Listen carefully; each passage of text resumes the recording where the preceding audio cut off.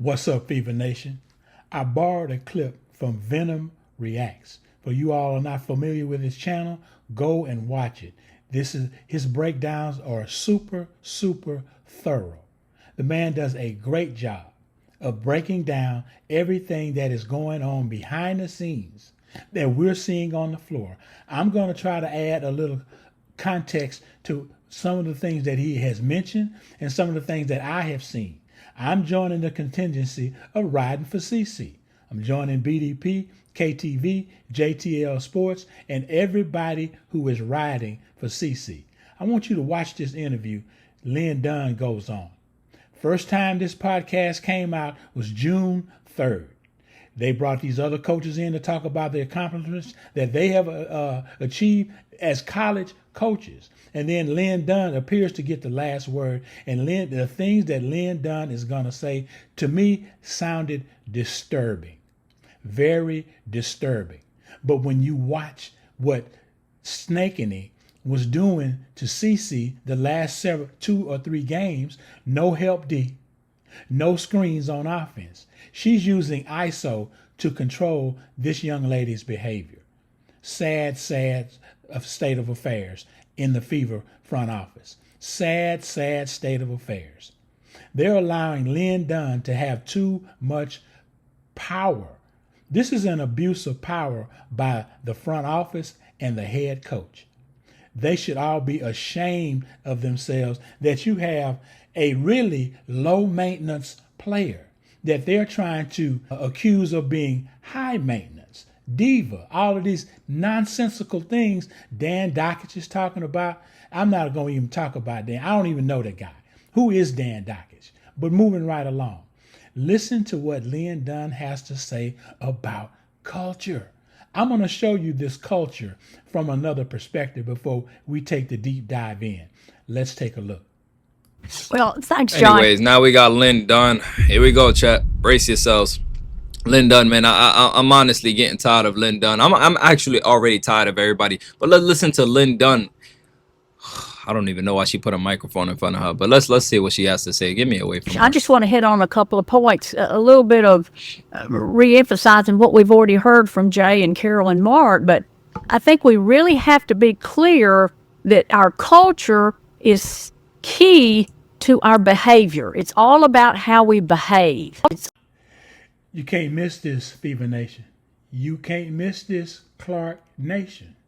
She keeps talking culture and behavior. Culture and behavior. Well, let's look at this culture that most of us think she's talking about. These are the seasons that the Fever had. This is the record of the seasons the Fever had since 2015. I could have went back further, but it wasn't necessary. We're going to cover at least the last 11 to 12 seasons of the Fever. Now, it starts at 2015 and 2016. You see they won 20 games in 2015 and 17 games, which was 500, in 2016. Now, you look at those asterisks. Those asterisks represent Snakeany's when she took over the Fever head coaching opportunity. Yeah, they gave it to Snakeany back in 2015 and 2016. She went 20-14 in 2015 and then went 500. 500. They just lost 3 more games than they won the previous season, and they said enough was enough. They cut ties with Snakeany at that point. And from 2017 and on, Snakeany was at Vanderbilt. Now, the story of Vanderbilt and that debacle is widely known, and a lot of content creators have covered that. 2018, let's jump to 2018. This is Kelsey Mitchell's rookie season. Kelsey was the Fever's top draft pick in 2018, and they went 6-28. Look at that now. Take a close look at that. This is Kelsey Mitchell. You know, this is who Snakeany wants to turn over the entire team to now. Look at that now. Look, take a good look. I know y'all looking ahead and probably see where I'm going, but we're talking about culture. Let's go to 2019. They won 13 games in 2019. And then what happened in 2020? That's the COVID year, okay? They only played 22 games, but look how many games they won. We're not going to get into the semantics of why they only won 6 games 2 years in a row. 2 years in a row. And then in 2022, they topped that with 5 wins that next season in 2022. And then in 2023, guess who the Fever draft? The boss, Aaliyah Boston out of South Carolina, and they won 13 games. 13 games with Aaliyah and Kelsey Mitchell. 13 games. They finished 6th that year. Okay? Y'all got a picture of that? You got a good picture? Now look at 2024 with Christy Sides. They go 500 with CC. Kelsey, let's go in order. With Kelsey, Aaliyah, and CC. First 20-win season since 2015. If you want to take out the COVID year, it is what it is, okay? Since 2015, first 20-win season. And they went 20 games the next year. Now, they'll say she only played 13 games. And they won 4 more games, according to them. They say they were a better team without CC. We're not going to get into that because we all know the truth. But what culture is she talking about? She's not talking about basketball. The culture she's talking about has nothing to do with the game. Because on the merits of basketball, you can't say anything bad about CC. This bad shot taking, that's nonsense. That's a diversionary tactic to get you to turn away from what she is really talking about. Listen to the terminology she uses in this next clip. Talking about, listen closely. I'm gonna stop it and point this out when we get to it. Continue. Let's continue. All about how we behave. And we have to align our core values in an environment with our behavior. And we have to align our core values in an environment with our behavior. Y'all paying attention, Fever Nation, Clark Nation? Y'all got to pay attention. What is a person's core values? That's what you believe, no matter what. Your core values is who you are when nobody's looking. That's your core values. What is she talking about? Notice how the terminology she's using has nothing to do with basketball. Now, she's trying to align this with basketball to make it fit. But what is she actually talking about? Listen carefully now. She's going to use more terminology that I'm going to highlight. Core values. That's who a person is at their core. We know who Caitlin is at her core. Do we know who Lynn Dunn is? What has Lynn Dunn's life been lived as? What has Snakeany life been lived as? What is Kelly Croscott? Remember, she said she's gonna say from top to bottom in the organization, we need to have this belief. Let's continue. I think what we do as coaches sometimes, we get so caught up in teaching technical skills that we forget to teach our players behavior skills. And we assume that they know how to behave in a way that we know is a positive environment for the coaches, for the players, for the support staff. And I thought Mark's comment about being in line, your culture is in line with all of the way to the top, the owners, the general manager, everybody, the support staff, top to bottom, we're all in behaving in a manner that emphasizes what we believe in. Top to bottom, we're all in behaving in a manner that emphasizes what we believe in. You know, we want to be in a safe environment. We want to be in an environment where we trust each other. Everybody needs to feel like they belong. Everybody needs to feel like they belong. Did y'all catch that, Fever Nation? From top to bottom. We want to be in an environment where everybody trusts each other. We want to be in an environment where everybody feels like they belong. That's woke. She's talking woke. That ain't got nothing to do with basketball. She's talking woke now. The environment, what environment is she talking about? You talking about an environment in practice, the environment in a game, the environment in team meetings. What is she talking about? From top to bottom. Now think about top to bottom in this organization.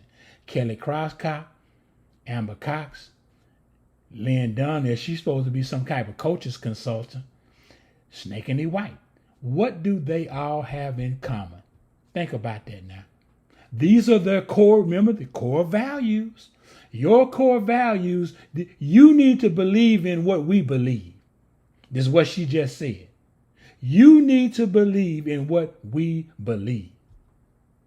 That's what they pushing. That's what she's pushing in this interview. That's why I say this sounds so disturbing. Now imagine if the shoe were on the other foot and Snakeany was being challenged to walk the right path. Not to say she is walking the wrong path, but just think about that now. Are they trying to turn CC? Are they mad because CC won't turn?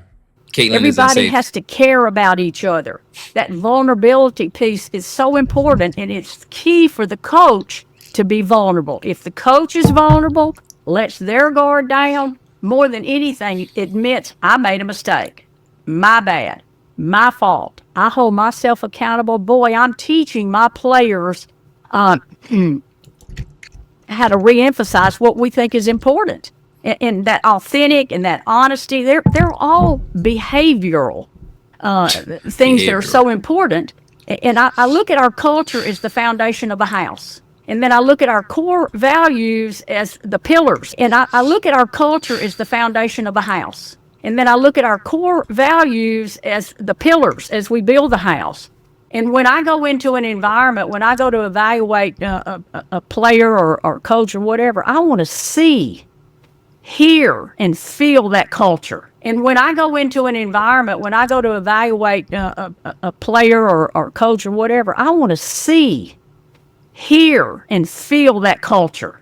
And so I think about sometimes culture is kind of like you have to plant it, you have to grow it, and you have to maintain it.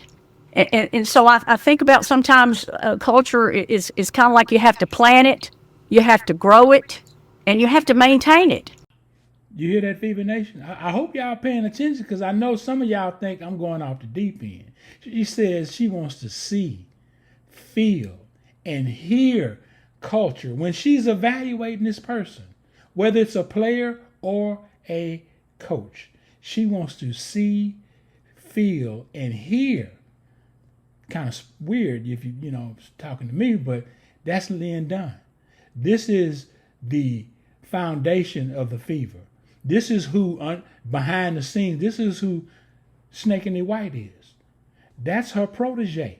That's who brought her up in the game. That's the person she turns to when things ain't going the right way. That's her ally. She can turn to Dunn and get coaching points. Look at how she's coaching the Fever now. She's using isolation as a tactic to control behavior because CC is not acting. She doesn't see, feel, and hear that culture in CC. Now, I don't know why when she drafted CC, did she think there was a possibility there? I don't know. I mean, you all you all tell me. Now she's talking about this culture. Do you see what she's talking about? Notice you haven't heard any basketball terminology. Can she handle the ball? Does she have good court vision? Does she have good balance? Does she make good decisions? Does she use good judgment? You haven't heard anything like that. This sounds woke. She's not talking about basketball, in my opinion. You all tell me if I'm wrong. Leave a comment. Listen to that. And it's a little bit like a garden. Sometimes you have to weed it. You may have some problems with some weeds taking over your culture, and you have to plop them out and pick them out and let them go. You may have some problems with some weeds taking over your culture, and you have to plop them out and pick them out and let them go. Plop them out and pick them out and let them go. Y'all still think I'm crazy? Y'all still think I'm crazy? She said you might have a weed that's taking over the garden, that's taking over the culture. Now, you ask, well, I ain't gonna go there, but I dare say you ask any normal person, you would want your team leader to have that kind of effect on the team positively as it relates to basketball and winning championships. You want to have a locker room that is willing to get behind their leader, your best player. You want that, but it's not working for Lynn Dunn and the front office and Snakeney, because she doesn't see, feel, and hear this culture in CC. She feels like the way the culture CC is promoting is starting to drown out the environment Lynn Dunn is creating. Lynn Dunn is behind all of this, people. Fever Nation. This is your co-conspirator right here, Lynn Dunn. That's who is pushing this agenda behind the scenes. Snakeney White is just the, what do they call that? What's that terminology? She's just the figurehead. She's pulling all these strings on the court. Think about that now. Think about all them games, no screens, no help D. I don't know any basketball team that doesn't teach help D when someone is getting beat. When I'm refereeing games, I'm always telling a player, hey man, when your man get by you, no, don't grab him. Trust your help D. Trust your teammate to come over and shut that off. You didn't see that for how many? For 3 games? That's when they started this whole campaign about she couldn't play defense. It was all a strategy. It was all the beginning of the smear campaign. And it has nothing to do with basketball. It's Snakeney, Lynn, front office. They don't align. They don't, from an orientation perspective, they don't align. And anyone who doesn't align with that doesn't deserve to be a part of this garden. Plop them out and pick them out and let them go. And that's probably the toughest thing, is when you have to let a player go, or trade a player, or cut a player. Wow. Let a player go, or trade a player, or cut a player, because they don't fit into your culture that you've created. And it all goes back to behavior. Because they don't fit into your culture that you've created. And it all goes back to behavior. Well, there it is, Fever Nation. Live and in color. Your girl Lynn Dunn, front office, Snakeney White. They got an issue with CC because she sound like to me she won't turn. She has no intentions on turning. You think they would work with her if she considered? Yeah, that's sad. This is sad. This is a sad day in sports. I made a video. I named it Orientation Over Organization. That was the name of the video. And that's what I hear, see, and feel being played out in this interview right here. She just, and I admire women like this, and to a degree, some women like this. She just poured it all out for you all to hear and judge for yourself. What did you hear, Fever Nation, Clark Nation? What did you hear, MMP fam? Tell me, what did y'all hear? Leave a comment. Like, comment, share, and subscribe. You all have a blessed day. Enjoy the game. I'm out.